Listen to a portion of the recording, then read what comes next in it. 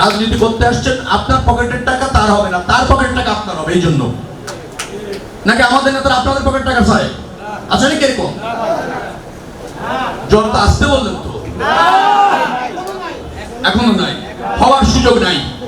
আমি থাকতে নাই, জানাবেন, মেসেজ দিয়ে দেবেন একটা। এখন তো খুব সহজ, নাম্বারটা লিখবেন, নেতার নাম লিখবে, বলবেন যে এই লোকটার আচরণ ভাই বেশি ভালো না, তাতে আমি বুঝে নেবো কি চাইছে, আমি বুঝে নেব, এইটুকু বললেই হবে।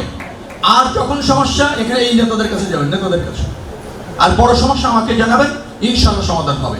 আপনারা সবাই ভালো থাকুন, সুস্থ থাকুন, আমার দলকে আপনাদের পাশে রাখুন, আমাকেও আপনাদের পাশে রাখুন। আপনাদের ব্যক্তি জীবন সুন্দর হোক, সফল হোক, মঙ্গলময় হোক। 12 তারিখ ঐক্যবদ্ধভাবে সকাল সকাল সবাই ভোট কেন্দ্রে যাবেন। আবারও বলছি, ভোট আপনার করুণা না, ভোট আপনার অধিকার। এই অধিকার থেকে আপনি নিজে বঞ্চিত হবেন না, রাষ্ট্রকে বঞ্চিত করবেন না। আল্লাহ হাফেজ।